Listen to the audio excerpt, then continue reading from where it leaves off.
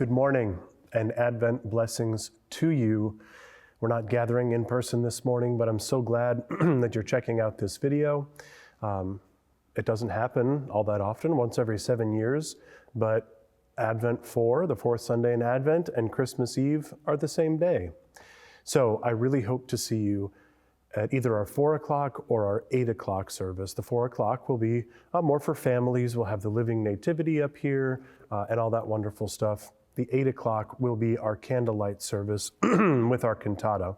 You can tell I'm still getting over some cold symptoms, but as long as I keep testing negative for COVID, I will see you later today, and I'm so very excited. Just wanted to mention a couple other things before getting into the reading and the message. Don't forget that the choir will post a video at midnight with candles and Silent Night for those of you who love that tradition. So you can get back on here and click on that at midnight tonight. Next Sunday, December 31st, we will have a Lessons and Carols service led by Lynn Hess. We have 6 different readers for that and all of your favorite Christmas hymns and carols. So I really hope that you're planning to be here for that. My Bible study, Walking Through the Exodus, will continue on Wednesday, January 3rd, both in person and online. I hope that you're making plans to make that part of your new year. And now, an Advent reading from the prophet Micah, the 5th chapter. But you, O Bethlehem of Ephrathah, who are one of the little clans of Judah, from you shall come forth from me one who is to rule in Israel, whose origin is from old, from ancient days. Therefore he shall give them up until the time when she who is in labor has brought forth. Then the rest of his kindred shall return to the people Israel. And he shall stand and feed his flock in the strength of the Lord, in the majesty of the name of the Lord his God. And they shall live secure, for now he shall be great to the ends of the earth, and he shall be the one of peace. The word of the Lord. There's a couple things that I brought that I really wanted to show you. This is a nativity. Perhaps you've seen one like it before. This one's made from olive wood from the Holy Land. Of course, nativities are so special because they remind us about the real reason for all the decorating and parties and all the other fun stuff that's happening. It all centers around a baby born probably just outside of Bethlehem. We celebrate Bethlehem as the place of his birth. And if you've ever been there before, you know that surrounding the town of Bethlehem is kind of a high, arid desert, very rocky and shrubby. And there are tons of caves into the hillsides. Most likely, this is where shepherds would have kept their flocks on cold nights. Most likely, this is where goat herds and other nomads would settle in for the night as they made their journeys to find food for their animals. And this is most likely the place where Mary and Joseph found refuge, where there was no room at the inn. Again, if you've been there, you've seen, but there's even troughs cut into the side of these caves. And so it's thought that this is where animals would feed, but also where the brand newborn baby Jesus would be laid on the straw. So our idea of a stable and a manger might not be historically accurate, but certainly we love our nativities.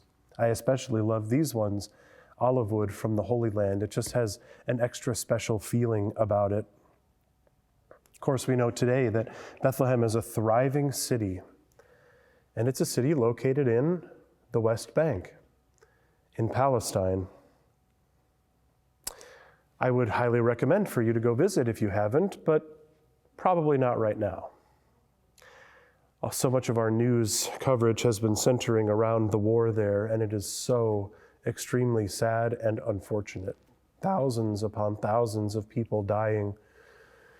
And it's all in response to an attack, which is a response to oppression and attacks, which were responses to, and on and on and on. The cycle of violence unfortunately continues, and the many suffer for the decisions of the few.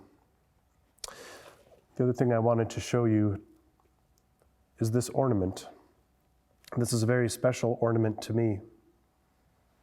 It comes from Christmas Lutheran Church in Bethlehem in Palestine. They make lots of these glass ornaments, and these ornaments are repurposed. They're made from shattered stained glass from when Israeli troops fired a tank fire into that church and many other buildings in the 1990s. And so they continue to create these ornaments from that broken glass. Something about it reminds me of the way that God works, making something good and beautiful out of something so tragic. This afternoon and this evening, when we sing O Little Town of Bethlehem, I think I won't be the only one wiping away some tears, knowing that people in Bethlehem, even today, are suffering and dying. I know most of the attention has been around Gaza to the south, but it's affecting everyone in that area. And again, it's just so very sad.